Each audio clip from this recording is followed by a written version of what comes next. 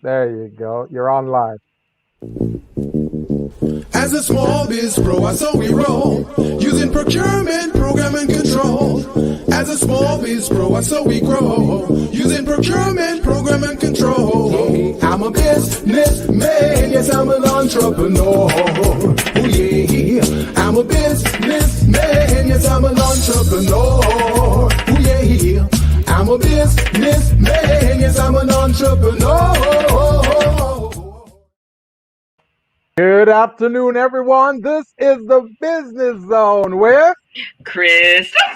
and Gilbert Buchanan, your small business paramedic. And today, Crystal, we've got a lot of things to talk about. We've got a very special guest who we're going to bring in a little bit. But I want to share something with you and our audience today, Crystal. What is that? So, as of this moment that we're talking right now, there are 198,300 deaths, COVID deaths in the country. 198,300, right? Now, Yes.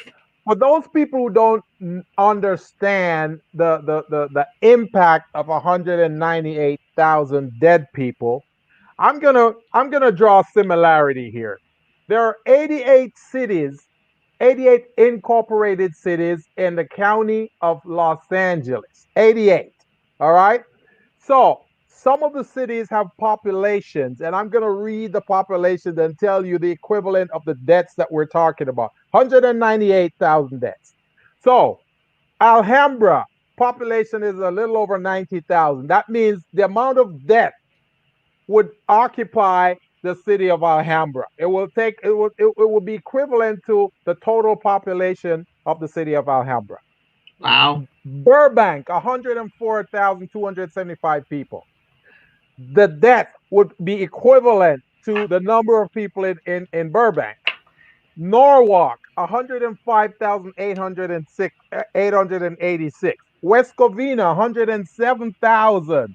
Inglewood, 110,327 people. That means the amount of COVID death is more than the amount of people living in Inglewood. All right. Downey, 112,900. El Monte, 115,000. Pasadena, 141,246. Torrance, 146,000. Pomona 152, Palmdale 156,900, and Lancaster 159,600. That's the amount of death that's out there is enough to occupy those cities. You see what I'm saying?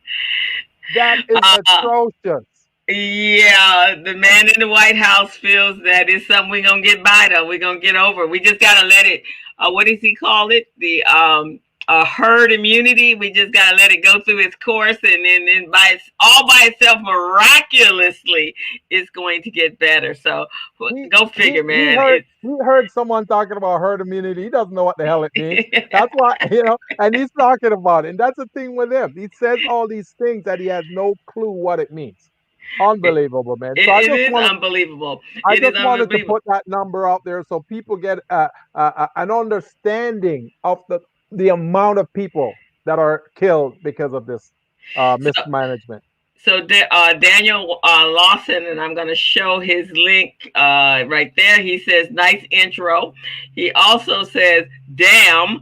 And he goes, well, that's a cold way to show it, to explain it. And then he says, wow, Pasadena. So he says, guys on Facebook says he caught it 3 times. So before we move on, so it can help you feel better, we are 45 days, 8 hours, 55 minutes, and 32 seconds away from the next presidential election. We can't get there fast enough, right? Because just with those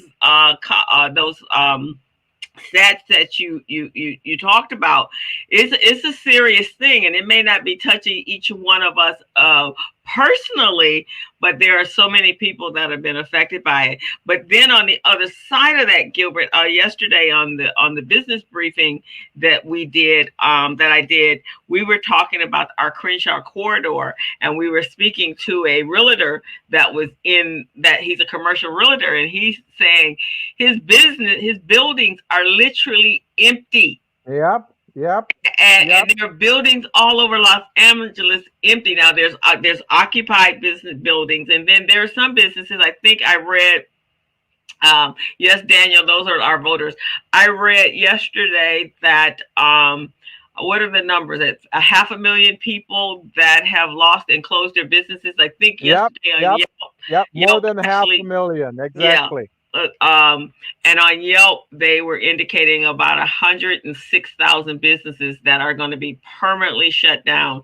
So when we look at the economy, which is what scares me to death, the economy, the work, employment for individuals, young people are going to get hit by this really, really hard Yeah. because you know unless there's a food a restaurant, they're not going to really have jobs. But now you're going to have your older individuals that are going to need those jobs. So Hmm. it's going to be scary. I Yeah. would say, by maybe 2024, we might be back on track. And then I read yesterday that once the election takes place, we get a Biden in, because I'm being positive here. Biden for me.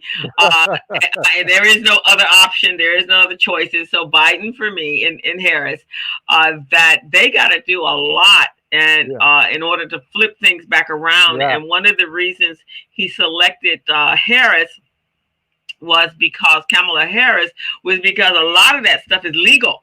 I Yeah. mean, you got constitutional laws that have Yeah. been violated. Yeah. So he needed to have a partner that understands the The law, law. because there's got to Exactly. be a lot of things that got to take place that we don't even think about. And the things that we know about, but there are so many things that we don't know about that's taking place. Yeah, yeah, yeah. And before I go on, I want to do a shout out to my boy Daniel Lawson. Daniel, much respect. Appreciate you watching the show, man. And just remember, whenever you're ready to start your business, man, just let us know. That's what Crystal and I are here for, to help you start that business and get it going on. Yeah, you're right, man. The rich is getting richer and the poor is getting even poorer, and they're even becoming more dead.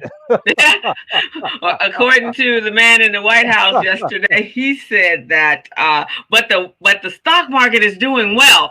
Yeah, yeah, yeah. See, that's his measurement. That's his measurement, and he thinks that's the way to measure the economy. That's not the way to measure the economy, because the people in the stock market, the ones who benefit from it, are the richer dudes. Those are the richer folks. So that the stock market doesn't touch us at all. Doesn't According to impact him, us. according to him, everybody in America has a portfolio and are trading on the stock market. That's what he Yeah, said yesterday. yeah. Everybody has stock, so he don't understand why you guys don't get it, man. What's wrong with you, Gilbert?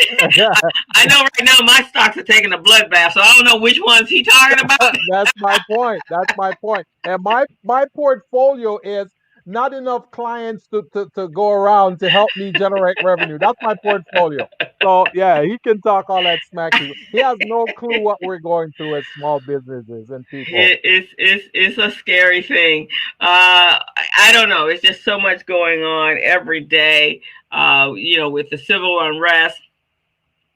You're absolutely right, Daniel. Most people don't know how to trade or how to interact or how to operate on the stock market. They don't understand it. They don't understand finances on a bigger picture. So forget the stock market. They don't understand putting the money in the bank and Yeah, not commingling their personal with their business. So how are we gonna get to the stock market? exactly, So exactly, so exactly. those are some of the things that just out of touch, man. And then did you see yesterday that Bill Barr wants to um, sue the mayor, but also imprison her for allowing people to protest in the streets in Portland? That And guy is an idiot. He's a certified idiot. That's what he is. but now here's the scary thing. So I have my best friend is from Cuba. Yeah, And so her parents came over here when Castro, when they were going through the changeover from a democratic country to a republic. I mean, to a communist country. So these are the things that her parents encountered, and I think she was 4 when she came over here, where they actually her father was pretty well off in Cuba. He owned several grocery stores. He owned apartment buildings, so he had rental income. He was doing quite well, and the government just came in and took everything. They took his apartment buildings, they took his money. So he was, when he was alive, he was a proponent of do not put your money in the bank. Move your keep your money under your mattress because Yeah. they can just go into your bank accounts. So the scary part, Gilbert, is this, that today when we look at how our and I guess for us it's really scary because we're not a third world country. We're heading that way, but we're not a third world country. And people Right. come to this country, immigrants come to this country because of the freedoms that it offers. And so we're sitting here looking at our constitutional democratic democracy erode in front of our eyes. Yeah. And the politics that are going on here are the politics that you see in third world countries, Right. and you Third world and communist countries. and communist countries. So Yeah. you're seeing where you can't even speak out. This morning they're pulling TikTok. You can't upload to TikTok and have it visible. That's ridiculous, So man. so on the, that's telling us that we can't speak our mind, which is a third world communist country. Yeah. That, if it's not in favor of him, then you can't speak your mind. Right. You have to conform and condone to what they want. Yeah. And so that's the frightening part. That's why it's so important that in 45 hours, 45 days, 8 hours, 48 minutes, and 6 seconds, you got to vote. Say, say that again, Crystal. Tell them again. So Tell before them. we bring our guests on, let me bring that back up. 45 days, 8 hours, 47 minutes, and 53 seconds. It is so important. We need to vote, and it's not a like. We need to vote like our lives depended on it. So everyone that has that opportunity, make sure you check your registration. I checked mine yesterday. I'm good to go. Soon as you get your mail-in ballot, get it out there, get it back. In my opinion, I think everybody should caravan. I think big bus loads of people should go down to the register offices and take their vote in, so that there is no shenanigans, because there's going to be plenty of shenanigans is already going on that's going to prevent you from voting. So You know. that's just my spiel, You and know, I'm sticking with it, man. You know. Crystal, before we bring in our guest, I want to say this real quickly. And I want our listeners and viewers to really pay attention to this and really check it out for themselves. So, when I first came to Los Angeles back in 1999, I was working with the mayor's office, City of Los Angeles, with one of the best mayors this city has seen, which is Reardon, Mayor Reardon, Mm-hmm. right? Mm-hmm. They had a Department of Commerce had an agency called the MBDA, Minority Business Development Agency. Okay, Mm. their job was to ensure that minority businesses get opportunities, they get the support they need so they can go after contracts, win contracts, and be more successful. Now, after this orange orangutan dude come in the office, he decided to dismantle that program. He decided that no, these minorities, they don't need any opportunities. They already got opportunities. So what he did, he dissolved that program, the MBDA. So I want you guys, all of you who are watching this show today, after the show, go to the website and log in mbda.gov. Or if you don't remember the website, go to Google and type MBDA, and you'll see the site comes up. It's a very important program because it has helped small businesses in our community. You know Pat Watts, right? Yes. From okay, Community bill. yeah, she has benefited from that program. Yes. You see what I'm saying? So a lot of our local businesses have gotten grants and funding from that program to run their business. And that's the program they want to get rid of. So I want you guys, it's my little soapbox today, but I want you guys to go to the site, type mbda.gov and check it out. And I also that brings me back to the propositions. So we're not only concerned about the presidency, we're also concerned about local government. So we want to make sure that you review that the proposition 16 and 22 are extremely important. 16 is to revert prop, was it 209? Is it Yep. Yep. 209. 209, which is for affirmative action, and which is not necessarily, it's about our race, but it's also about opportunities and diversity opportunities that are available for small business owners. So extremely important that we are voting on Prop 16 and as well as Prop 22, which is changing the definition of what an independent contractor is and a gig industry, so that, because not everybody that works for it as a consultant is an employee. So we need to make sure that that's not a blanket decision that is taking place. So some very important props that are on, and there's so many others. The SB 145 in regards to our children and predators.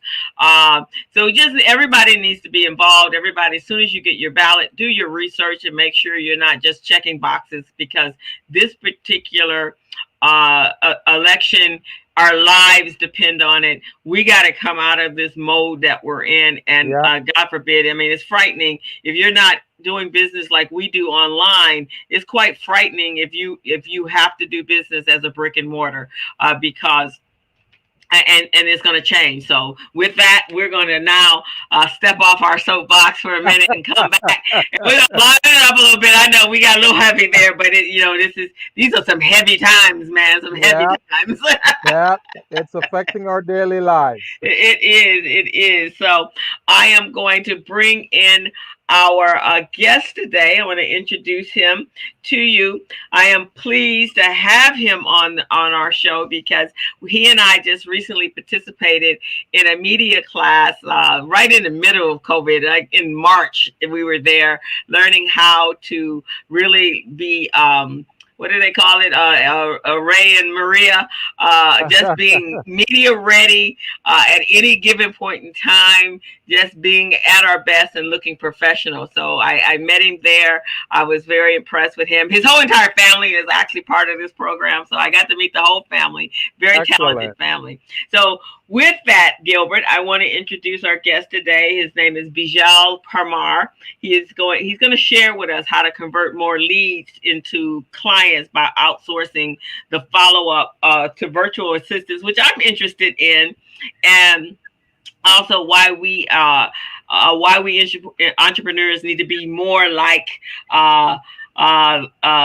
bees, I guess. They follow up.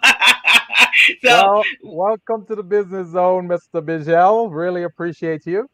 So he's a business coach. He's a speaker. He's just an all-around phenomenal guy. Welcome, Beejel. Well, thank you so much for having me on the show. We are so happy to have you here. So tell us a little bit about you. I know I just found out that you're African American as well. You're from Tanzania originally. Look at that. All of us are the same. They're all God's children, and we're the same. My family migrated to East Africa, Tanzania. In fact, my wife was born in East Africa. They kind of went in the 30s and 40s, thanks to the British. And that's basically where my family grew up. I was actually born in the UK, but my family, they're all born and raised in East Africa. Okay, well, we're so happy to have you. Wow, it's a lot going on right now, and as entrepreneurs, we have so many hats we have to wear. I am so sorry. Daniel says that you and Gilbert have the same nose. Okay. We're related. We're brothers, man. We're brothers. I am so sorry with that. So, in this world we're living in right now, which is really a special time for most entrepreneurs. So, our topic today is about why entrepreneurs suck at follow-up. And I'm going to have to say right now is an epic time to learn how to follow up. Wouldn't you agree? Beejel. Absolutely. So, so I want to just I wrote something down. You folks said herd herd immunity. And Right. actually, it wasn't herd immunity. The classic line was herd mentality. Let's get our facts correct. It's herd mentality. So, Once we develop that herd mentality, we'll be safe. I wanted to put it out there. Just putting it out there.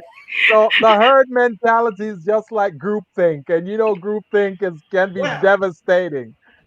Once we group think ourselves out of this problem, we'll be Yes. fine. Yeah. But I think we have to have the same follow up his people have. Exactly. So tell me something. The topic, the name of your podcast is Be Epic.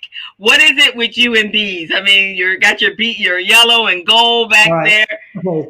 So great question. So right before my 50th birthday, which was basically the 2nd of October last year, I picked up a management book, and it compared how bees and behave and how hives work compared to organizations. So I picked up this book and I thought, oh, that's kind of cool. Started reading it, and I realized that how the similarities between organizations and the hive. But then I started thinking, I work predominantly with entrepreneurs. So I was kind of saying, okay, how does this relate to entrepreneurs?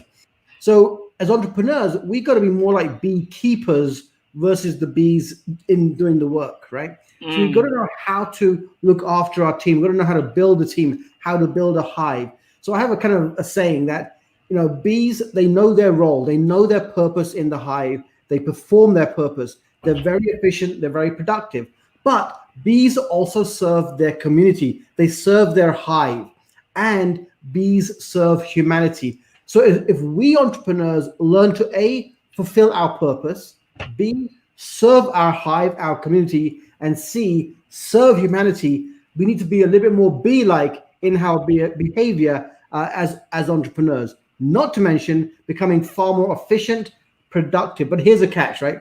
Bees defy science and logic. In theory, bees shouldn't fly. In fact, almost whatever bees do, it shouldn't be done. They create hexagonal honeycomb. They understand the power of geometry for efficiency, right? Now, entrepreneurs will give up a 40 per hour week job and take on an 80 hour per week career, often making less money than people in a job, right? So we often defy logic. Why? Because we have that burning desire in our heart to do something different, something unique. We don't want to be, just at someone else's mercy. But here's a challenge. We never go to entrepreneur school, right? Best, we go through a career, we go through a job, and some of us stumble into entrepreneurship, right? And we wonder why so many of us struggle and fail. I'm not talking about just making, paying the bills. I'm talking about really thriving as entrepreneurs. That dream that we had that one day we wake up and go, I want to be an entrepreneur. But here's what happens. Most of us are we have very different entry points into our entrepreneurship. Some of us have this kind of personal development entry point, meaning that we've been kind of fed that medicine of the big dreams, the fast cars, the big mansions, the private jets, and we kind of give up our stability and jump into entrepreneurship, right? These gurus that are out there kind of preaching this world, they're there to sell courses. And what they don't say is it's a lot of hard work, and most of it is you're going to be doing stuff you do not want to do. And follow-up, the reason I use the word follow-up, it's a very simple process. And it's at the core of almost every single business. But most of us suck at follow-up. And if we suck at follow-up, what does it say about the rest of the business? So that's why I kind of titled this, why entrepreneurs suck at follow-up. But it's a lot more expansive than just the follow-up. It's about understanding that there are things in the business that we choose not to do because it's work. And that's kind of the opening line of the talk. And I'm sorry. Go ahead, Gilbert. Go ahead, Crystal. Go ahead. You know, you're absolute. I always say entrepreneurs fall into business. Somebody tells them that they make a fantastic pie or they make great barbecue, and next day the sign goes up, and they assume that people are just going to come because they decided they were going in business. You don't have to sit, no marketing, just we're going to go into business. And then the other part of that is we're going to make money, but we don't want to track it. We don't want to learn anything about how we made the money and track and budget the money. We just want to be in business, right? It's like, I'm an entrepreneur. I got my badge. I'm an entrepreneur, but it's so important. So you are absolutely right. Go ahead, Gilbert. I really like the B mentality approach and liken it to entrepreneurship because, like you say, bees defy science. They do things differently, which is true. Entrepreneurship, entrepreneurs defy science as well. Now, business is about an art and a science. The whole purpose of making it successful is combining the two, the art and the science. But many entrepreneurs have eluded that. They've avoided that type and they come with their own approach. An example of that is the SBA, based on their research, they said 8 out of 10 small businesses are going to fail within the first 3 years of business. Many businesses defy that logic because they do things uniquely and differently. You see what I mean? So I like that B mentality approach.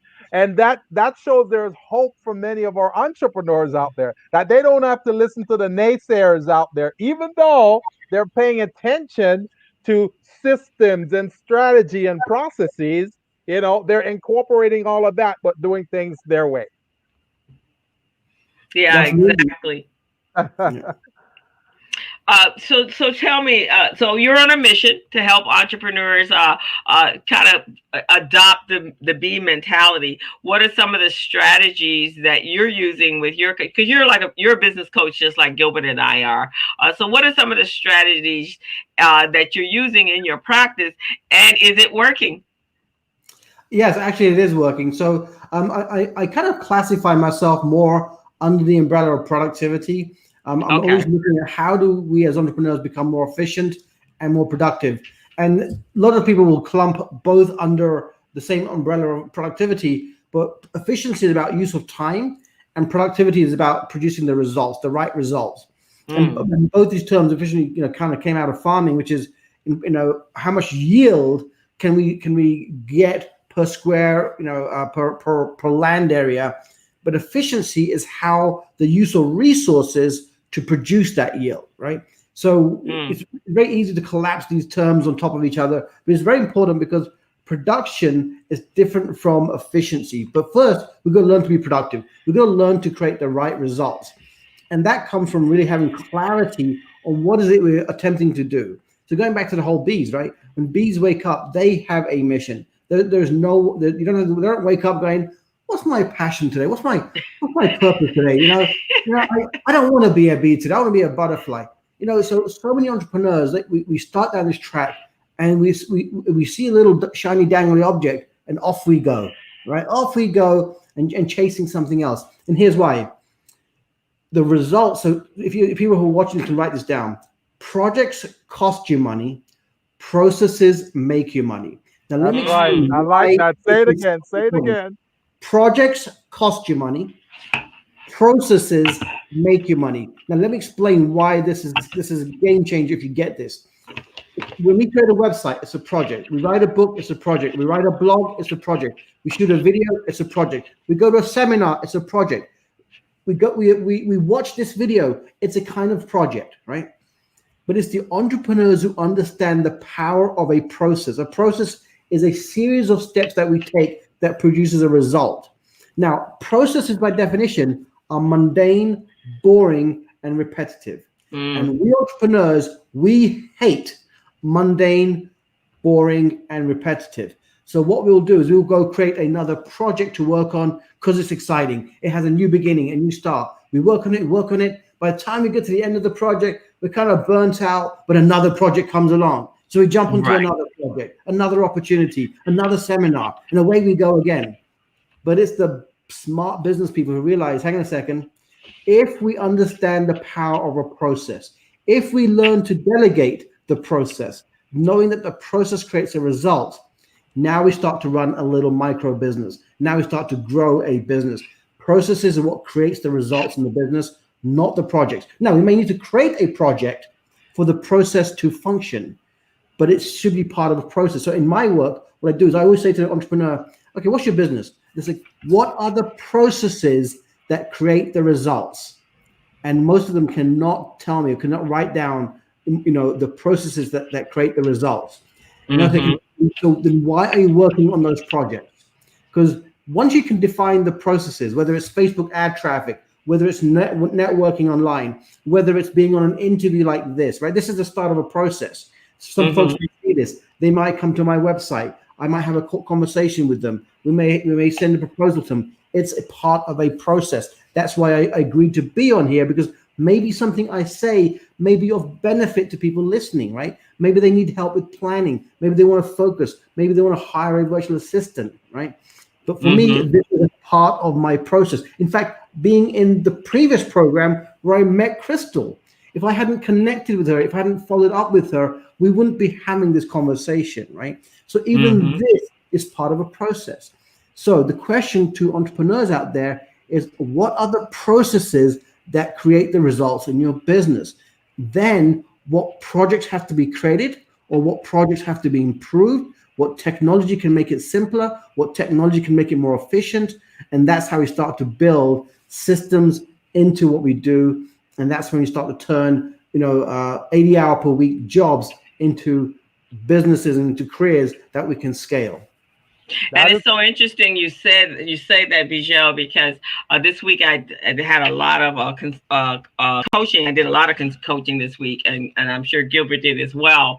And one of the conversations, in this day and age of analytics and numbers and tracking numbers, people are more concerned about, I don't have the numbers yet. So I was consulting with someone, and they were like, I really need to be on a different platform. They have a podcast, and I really need to be on a different platform because I'm not getting the numbers. I said, why are you more concerned about the numbers than the content and who you're reaching, and if it's going to grow your business versus the fact that, because that, if you're focused on that, your numbers are going to grow anyway. But if you're just focused on, I got 1, I got 2, I got 10, I got 50,000 people that are following me, but they're not watching you and they're not interacting with you, they're not helping you make any money.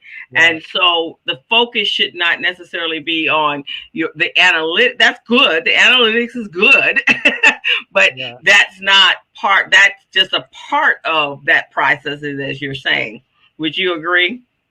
Absolutely. And we can also look at, for me, I love conversations, right? I love connecting with people. So I don't even look at this as really part of my business, even though it is. But when I look at this, I look at this time as connectivity. This may be watched by one person. It may be watched by 100, maybe watched by 1,000. But what's really important to me right now is the two people in front of me. It's about this relationship. Everything else is icing on the cake. It's about this relationship, and what we can create out of this is far more important than how many people end up watching this. And that's what people, I think, miss out when they get into podcasting. And I'll get on to one more element of this in just a second. But they're looking at, I did a podcast, how many views did I get? To me, that is icing on the cake, because there are thousands of podcasts out there now, and great ones. But to me, it's can we use this time for us to deepen our connectivity, our relationship? What could come out of this that has nothing to do with the podcast itself, but the fact that we got to spend these 20, 30 minutes together and get to know each other and say, hey, do we know, like, and trust each other at the end of these 20 minutes? If there is, how can we dance together after this? But let me add one more piece to this.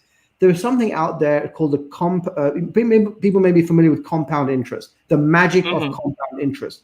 There's one more thing out also, which is the magic of compound effort effect, right? So not just compound interest, which is a lot of times we get into our various entrepreneurial paths. And Chris, I wish I understood this going back to age 22 when I first stepped into entrepreneurship, right? No one told me this. And if anyone's watching, understand this. I got this from Darren Hardy. So this is not even my thing. Darren Hardy wrote a book. I think it's called The Compound Effect, right? But here's Okay, I think so. This is true for myself. We start an endeavor, and what we really want is we want some fast results, with some fast cash in our pockets. And when we don't get it, we switch gear, we switch lane, we switch to a different way of marketing, right? But if we know that this method does actually work for my business, the question is how well are we going to learn how to do this, and how long? Because here's what's going to happen. And network marketing is a perfect example. It's a very simple business model, right? I'm not saying I'm a fan of network marketing or not, but it explains this very well. And we get into it, whether we like the product or whether we kind of get razzmatazed by the whole community factor of it. We start doing the work every single day, and often there's usually a big carrot dangled for fast results right up front. So we get into it, fully excited, all gusto, and we go for it. We get our bonuses, and then things start to kind of trickle off a little bit. Kind of the results don't start coming as fast as we want. We're into it maybe 3, 4, 6 months, whatever. Then another opportunity comes along. They've got better marketing material. Their promises are bigger, and we switch. We do that. We do the same pattern again. We get into it, a lot of gusto, a lot of kind of results. And then about 6 months later, another network marketing thing comes along. Like, oh, this looks far more exciting. And we switch again. But what the compound effort effect tells us that if we do the right thing consistently over time, and even at first we're going to see incremental, incy-pincy growth, there will come a point in time when it's going to hit the inflection point. It may be 2 years, it may be 3 years. We don't know how long, we don't know how fast, we don't know how rapid. But every YouTuber who's ever risen to fame has experienced this. They talk about this, right? Everyone who's been in network marketing successfully has talked about this. You've got to stay in the game, the right game, long enough for that compound effort inflection point to take effect, and away you go. But 90% of people, we talked about, Crystal, you talked about failure points, okay? So my background was, I analyzed failure in aircraft engineering. So basically, my background is engineering, and I studied aircraft failure, right? So that kind of, when I worked with entrepreneurs, I started to look at why entrepreneurs fail. It wasn't so much they failed.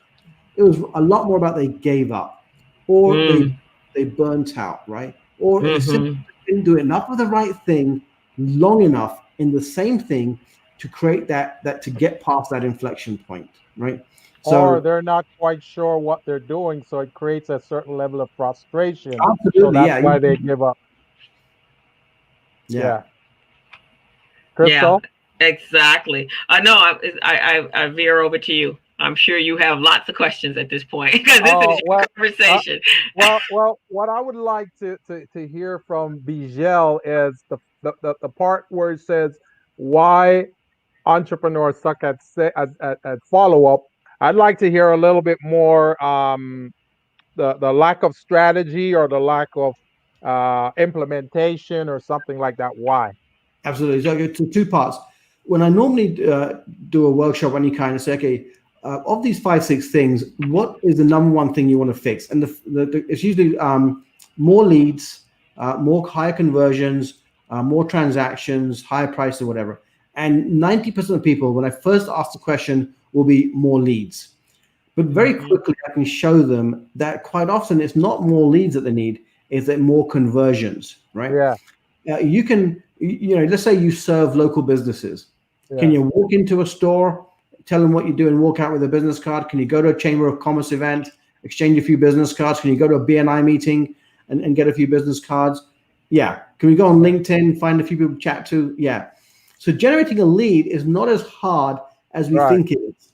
In fact, anyone who's an entrepreneur is watching this, I challenge you that for the next 30 minutes after the show, just sit down and make a list. I call it the KLT list. The number of people who already know, like, and trust you.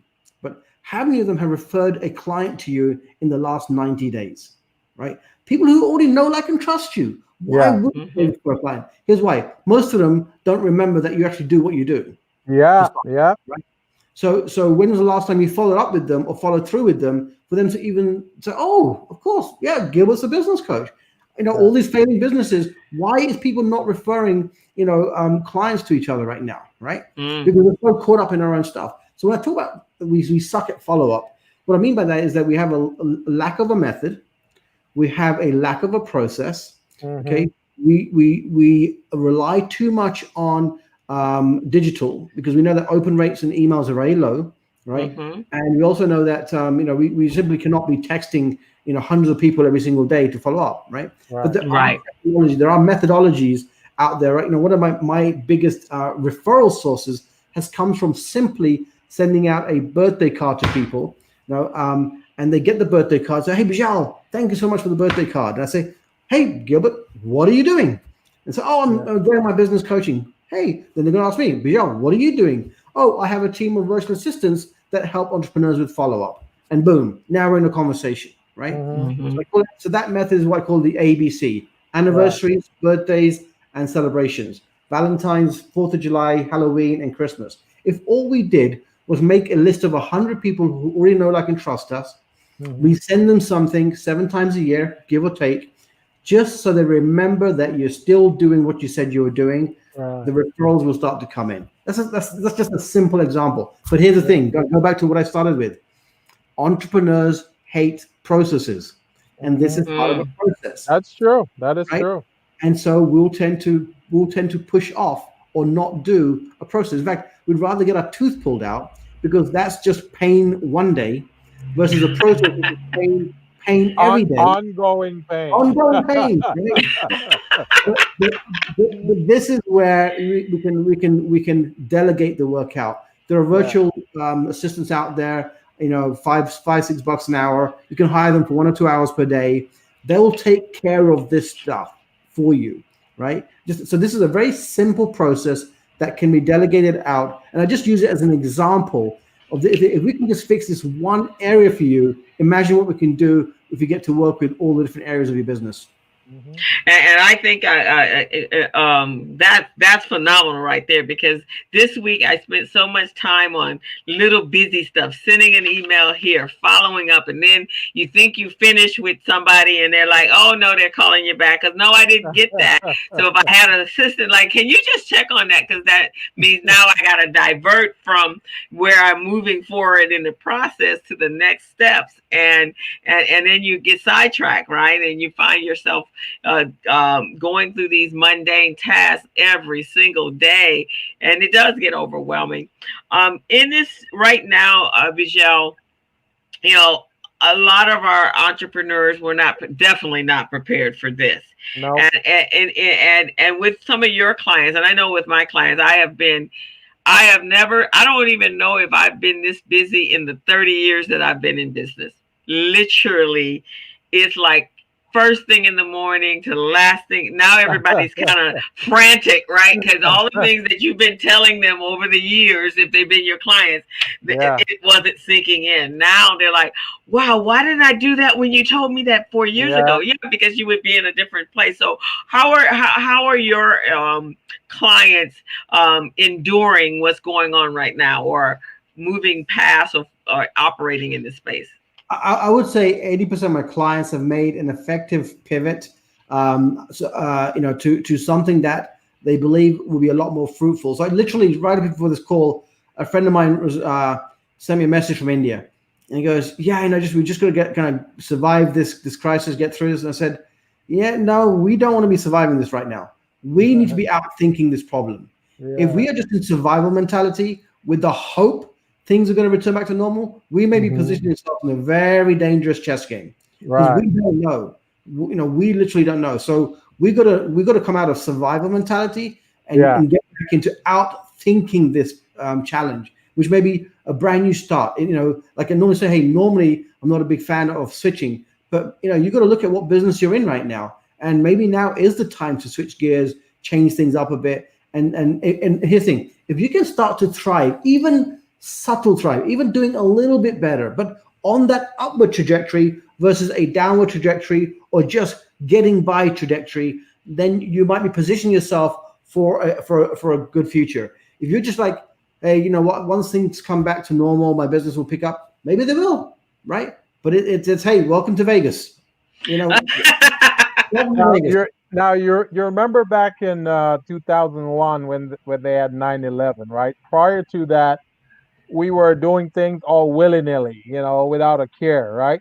So then comes 9/11, Now everyone started to do things differently because now we're more security minded, more security cautious, and they put those systems in place at the airport, at buildings, wherever you go, there's a security feature. So now we're living life differently. Now, back when that occurred, people were saying, we just want to get back to normal. But we never got back to normal because something occurred that disrupted the operation, disrupted the flow. And when there's a disruption, things will never be back to normal. It's going to take on a new form, a new operating process and principle. And that's how that was. So with 9/11, now we got to go to the airport, take off our shoes, do whatever we need to do. So it's the same thing now with COVID. People are saying, oh, we want to get back to normal. It will not get back to normal. What we're doing right now, we're going to have to incorporate this process in what we do and make sure that we're successful in our efforts in what we do. Yeah, I said the mindset should be. I'm going to use my wife as an example. I can talk openly about my wife. Right? She was a professional home organizer and declutterer, but she was Yeah. going into people's home. Right? Yes. And Yeah. she had a great November, a great December, a great January, a great February, and then push, zero, Yeah. zero. Right? And she struggled. After spending years being a mum, she finally got a business off the ground. It was a huge challenge, a huge Yeah. learning curve for us. She just got her business off the ground. She was spending about $300 on Facebook advertising, turning it into $3,000. Okay, not building a multi-million-dollar empire, but you know what? For a lot of people out there, it's about just self-confidence, just self-pride. Mhm. That hey, I've got something going on, right? Yeah. And she was bright-eyed, and she was and suddenly, boom. Yeah. Everything she'd worked for 3 years came to a Yeah. grinding halt, right? But now she could have said, okay, you know what? I'll wait till things get better, right? But I said, look, hey, we don't know. So she didn't really make a pivot. She just changed the focus from decluttering to Yeah. organizing, right? There And you now go. There you go. she made the switch, and yeah, she was still struggling to kind of. And then what happened? Netflix released a show on Netflix called Get Organized, and literally the last 7-10 days, her phone has been ringing off the hook. Oh, wow. Right? Amazing. People got what she did, right? Yeah. Mm-hmm. Oh, Yeah. can you help me organize my computer files? Can you help me organize this? Can you help me organize this, my desk, whatever, right? And so you gotta. This is a time to reposition. Reposition, rethink, outthink, get ahead of the curve. Let's go back to the very beginning, right? Herd mentality. We've got to get out of the herd mentality. Even though herd mentality may save us from pandemic, in terms of business, we don't want to be part of the herd. We've got to step out. We've got to outthink the situation, and we've got to position ourselves for. Look, to be very frank with you, a smaller number of people, in my opinion, are gonna thrive in the next 3 to 4 years. Yeah. Only because the rich get richer, the poor get richer. But here's the thing: you can go from poor to rich just from your thinking, and that will make you that thinking of richness will then lead to the physical aspect of it too. Yeah. Yeah. Yeah, I completely agree. And that's such wonderful advice to give people right now, because a lot of them are floundering out here and just trying to get through to the other side, but we don't know what that other side looks like.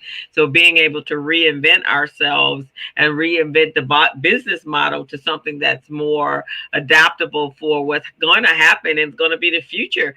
I was with this past weekend, I did a Black Business Expo, and I was online with some of the top speakers in the world: Les Brown, George Frazier, Byron Nelson, and all of a sudden their multi-million-dollar speaking platforms just dissipated, as George said, went poof, and now they didn't have any deals on the table, and they had big conferences that they were putting on themselves that would net them just humongous amount of revenue, and now it didn't. So it was, COVID was not discriminatory. It went for the rich, the poor, the middle class, whatever, and it's kind of leveled us all. It's actually brought us all to the same level, to the same place.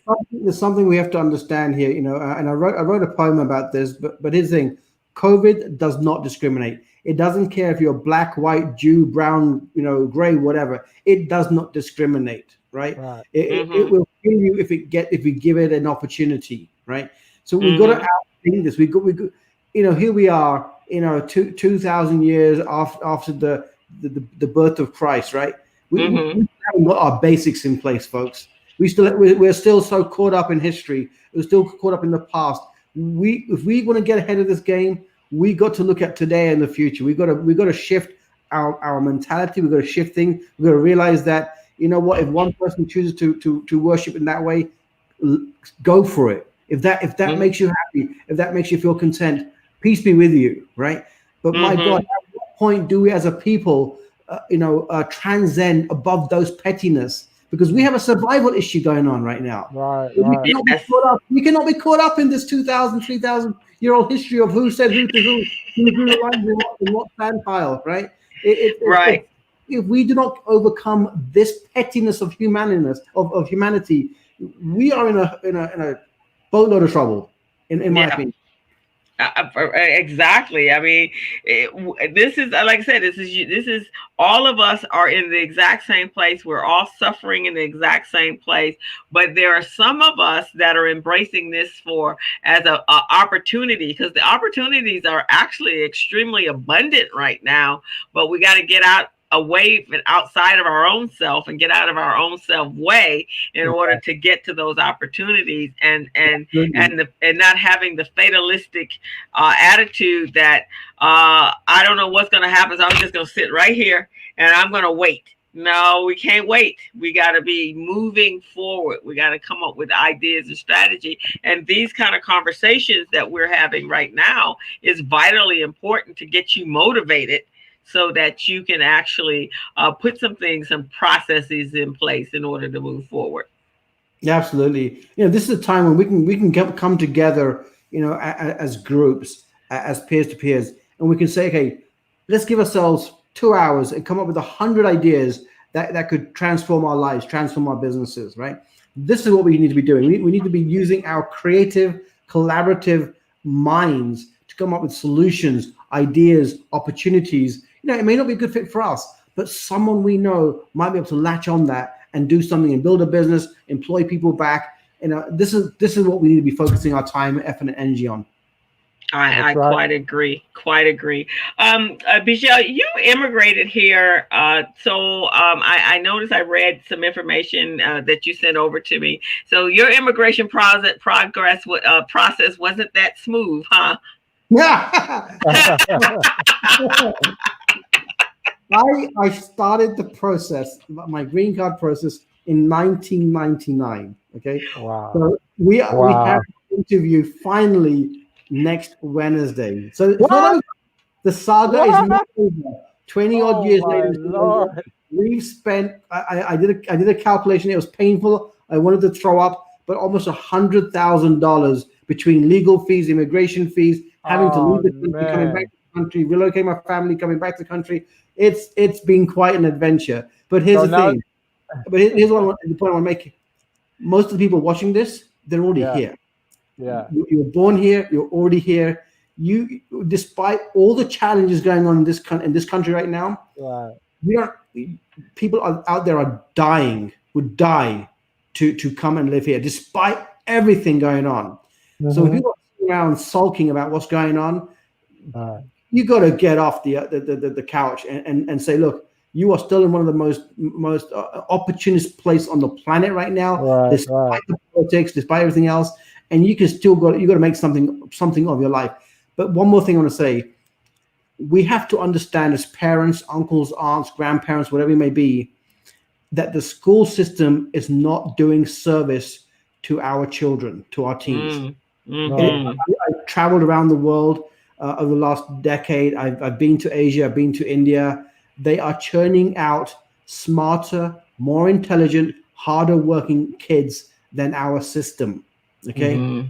And if we do not take back control, I'm not saying we pull kids out of school. I'm saying that we cannot allow the school system itself to make our kids smarter in the areas of being financially literate, in the area of understanding debt, in the area of understanding entrepreneurship. We have to take that into our ownership. Whether it's through a program like yours, Crystal, or whatever, but we cannot allow our kids to be dumbed down because of all the politics and cutbacks and shortcuts and everything else going on in this country. Otherwise, as you said, we will be a third world country, and the only thing that's keeping us afloat is the fact that we have endless debt on available to us. Right. You are That, so correct. With the business program that I have for kids, that's one of the things, and I noticed the big gaps. I mean, we're when we bring a child into our orbit with entrepreneur and stimulating that creativity and talking about processes and so forth. Yeah, the sky is the limit. And then I see when they start writing, that's not an easy task for them because those skill sets are not really there for them. And also understanding in business how finances work, how you make money, that you're not just in business to be in business, you're in business to generate revenue. And right. those revenue is to be able to help employ and to make the world and the community a better place for you and your business and your family. And those areas, there's a link that's missing. And I think today, with what's going on with COVID, we are really seeing, parents are seeing with the online teaching, parents are seeing what is happening in the classroom and they are not happy. And there are actually teachers, which I find just ridiculous.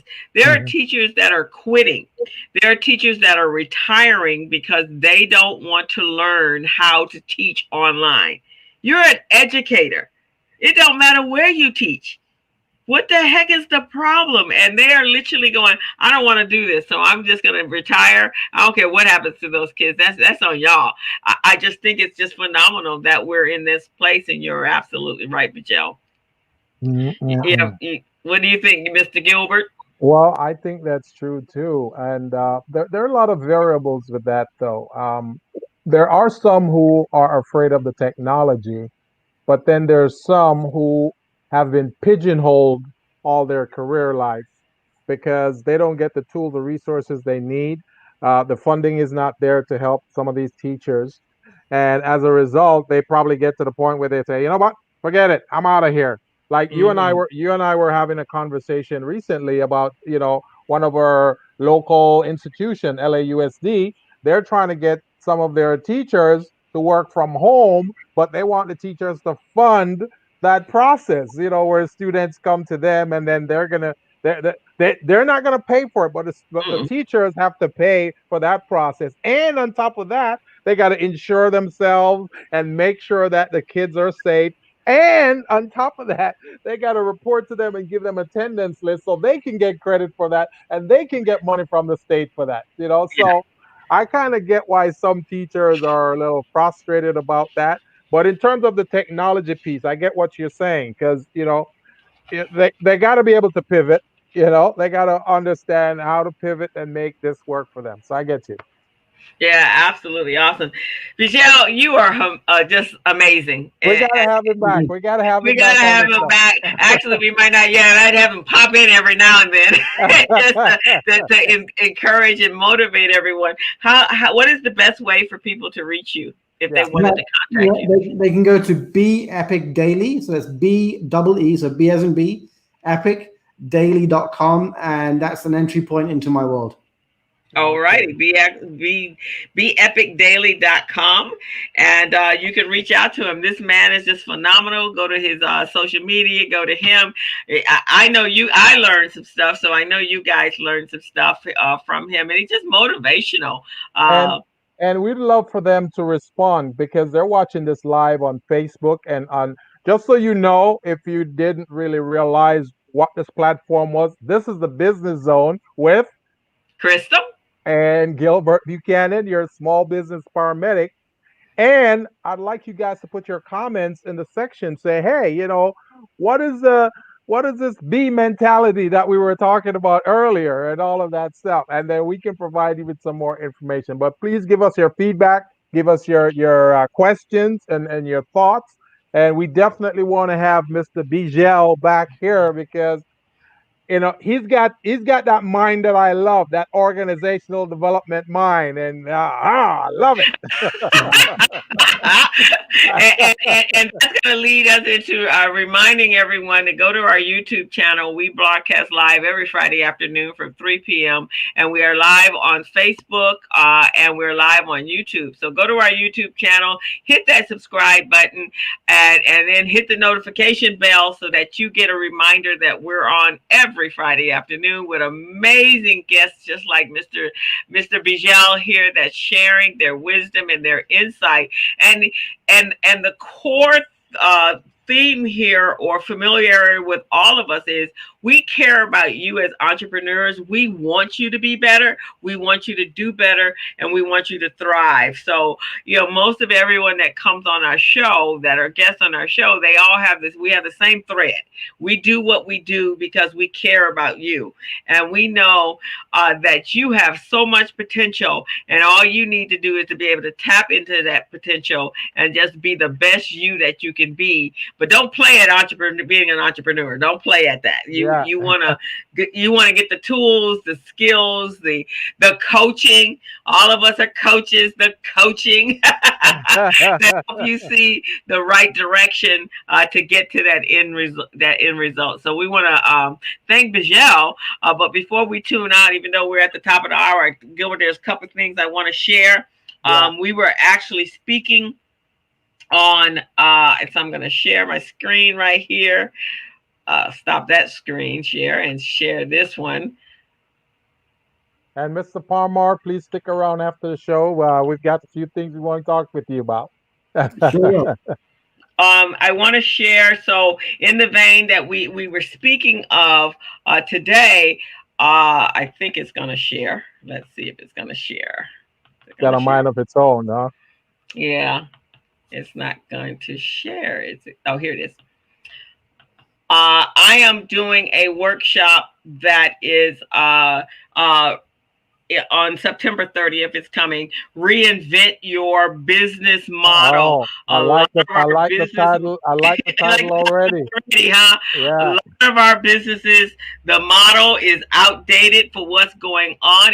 Your model is you need to retire it, just like the typewriter. Put it away in the closet.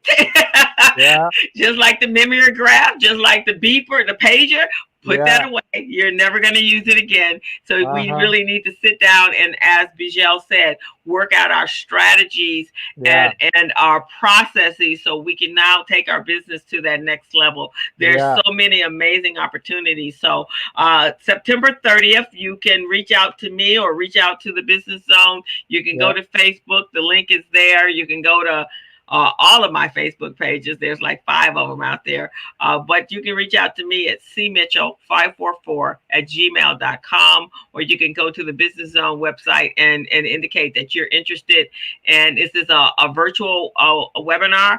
So it will probably be the best webinar that you will sit down to, is sitting down and really diving in to what you do for a living and coming out on the other side with a reinvented business model that will help you adjust, adapt, and embrace change so that you can survive, so you can move forward to thrive.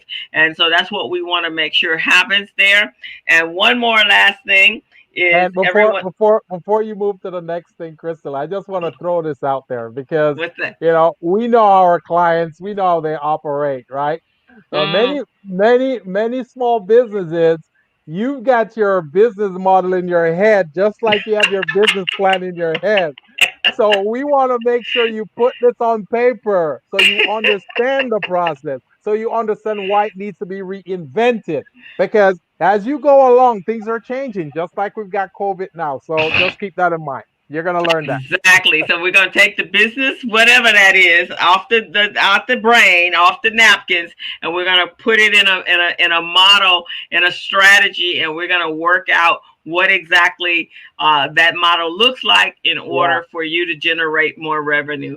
One last thing is everyone knows I'm the co-director of Recycling Black Dollars. That's one of the other hats that I wear. And so we are kicking off our annual membership drive, 90 new and renewing members in 90 days. We are really excited. We're looking at putting the resource guide that we have on in a mobile application. One of my other colleagues, we're working on that right now. It's going to be absolutely epic in Beejel's words. So you want to make sure that you become a member and ask us about the membership ad combo, because right now, if you out of sight, you are out of mind, my brothers and sisters. So you want to make sure that you get out there and you're on the forefront of the battlefield, so people can know that you're in business and we can actually support you, because that's where we are. The economy is going to need to be jump started, and it's going to take all of us to make sure that money is moving forward. Sounds like a plan to me. Sounds great. You got anything coming up, Mr. Gilbert? Well, what do I have coming up? I've got so many things. I've been coaching a lot of small businesses like pretty much every day. Next week, it's the same thing. I'm reaching out to you guys, helping you with your business model, helping you with your capability statement. And I have a 5-prong business readiness checklist that you guys need to go over. Just so you know, the first prong is the assessments, the business readiness, contract readiness, bank loan readiness assessment. The second step is your capability statement, where we go over the value proposition, core competencies, and all of those things. The third step that you really need to know is to understand how you're going to put a milestone together, or how you're going to coordinate all of this stuff and implement it by having a milestone plan. We usually recommend your milestone be anywhere from 12 months to 18 months, but you want to make sure you have something like that in place. Then after the milestone plan, then you want to make sure that you've got that financial piece in order, the cash flow management piece, balance sheet, profit and loss, statement of cash flow. And then finally is a business model. So that's what we go over. And of course, the business model has 9 blocks to it, 9 segments. And I'm sure Crystal is going to go over that when she does her piece. So I won't I won't rain on your parade. But that's what we do when we're helping these small businesses. So that's what I'll be doing next week. All right, fantastic. Beejel, you got anything going on? No, I'm just launching a new 2-page planner. So I've taken years of helping people plan and I've condensed it down into a 2-page. So if people want a very simple to use 2-page planner to keep them on track, to figure out which processor will create the best results, then just same email, beepicdaily.com, and they'll be able to download my planner for free. Do you have some videos on YouTube, Beejel? Yeah. Mm-hmm. Okay. I'm gonna check you out. I'm gonna check you out on YouTube.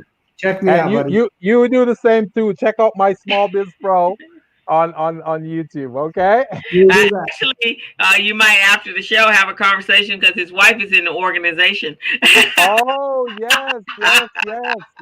So she might need a tool that can help her with her clients for business owners. So after we close out the show today, so you guys are tuned into the Business Zone with Crystal and Gilbert Buchanan, your small business paramedic.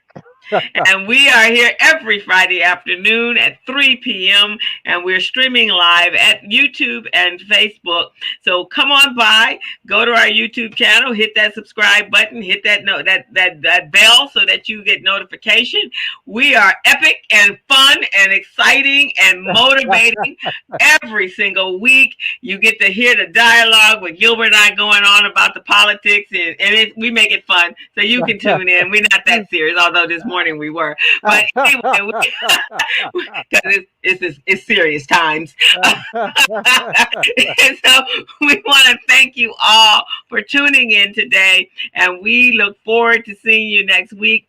I have someone that's coming in, I believe, next week to talk about youth and youth entrepreneurship. I mean, youth jobs and job training, and how do we help our young people find their place in this world. So we want to make sure we tune in, and then October is going to be off the chain, so you want to just go on over to our YouTube channel and hit that subscribe button so that you don't miss out on anything. So And just remember, if you want to bring Crystal or I in to do a presentation or speak at an event to speak on a business topic, we are available. So make sure you reach out to us. Thank you, Gilbert. I like that. A little add-on right there. That's pretty sweet. All right, we are out, guys. Have a great weekend. Be safe. Wear your mask. Make sure you're registered to vote. Then make sure you go vote. Make sure you get that mail-in ballot in early. Don't trust nobody. Walk it in. Walk it, crawl it, tiptoe it, Uber it, whatever you need to do, get it down to the register office. And also go to the census website and complete the census information. Very important for all minorities in our community. Make sure there's enough money in our communities for our schools and for our other auxiliary sources. So have a great weekend, and we'll see you next week. Wait, okay, what's that? Okay. As a small biz pro, that's how we roll. Using procurement, program, and control. As a small biz pro, that's how we grow. Using procurement, program, and control. I'm a businessman, yes, I'm an entrepreneur. All righty then. So that was